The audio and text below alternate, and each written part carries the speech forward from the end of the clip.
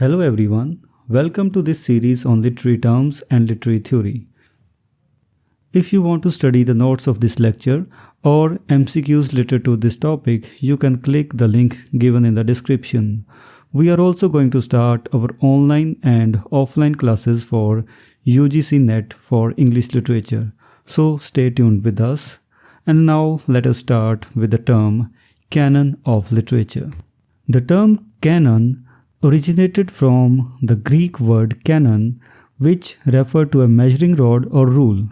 Over time, it evolved to represent a list or catalog, particularly with respect to the books in the Hebrew Bible and the New Testament that were recognized as the genuine holy scriptures by church authorities.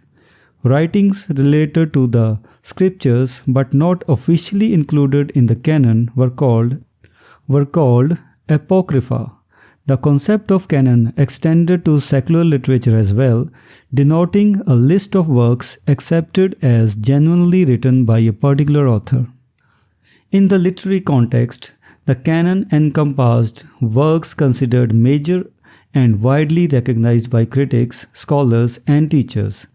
These canonical authors and their works were frequently discussed, remained in print, and were included in academic syllabi and anthologies.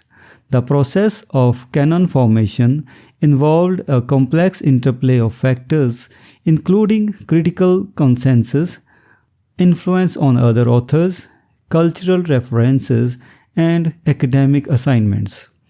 The literary canon, unlike the biblical canon, was not established by a definitive authority, and it remained open to changes and re-evaluations. Throughout history, authors and literary works in the canon underwent shifts in prominence and recognition.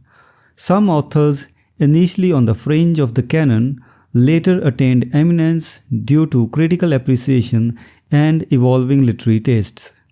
However, once firmly established, canonical authors resisted exclusion from the canon, even in the face of adverse criticism. Over the years, debates surrounding canon formation intensified, with various theoretical perspectives such as deconstructive, feminist, Marxist, post-colonial, and new historicist, challenging established literary canons. Critics who opposed the traditional canon argued that it often represented the ideology, politics, and values of a white, male, and European elite. They called for an opening of the canon to include multicultural perspectives, marginalized groups, and non-Western civilizations. Some even advocated for the abolition of the standard canon and its replacement with works representing excluded groups.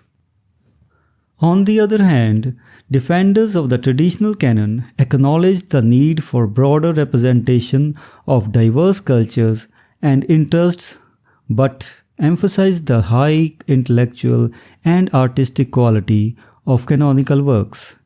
They believed the canon's enduring works, which challenged established norms and embraced dissent, were crucial for shaping Western civilization.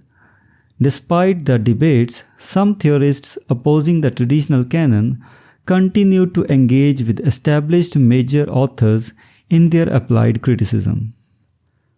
In conclusion, the concept of the literary canon emerged from the religious notion of sacred scriptures, but took a different character in secular literature.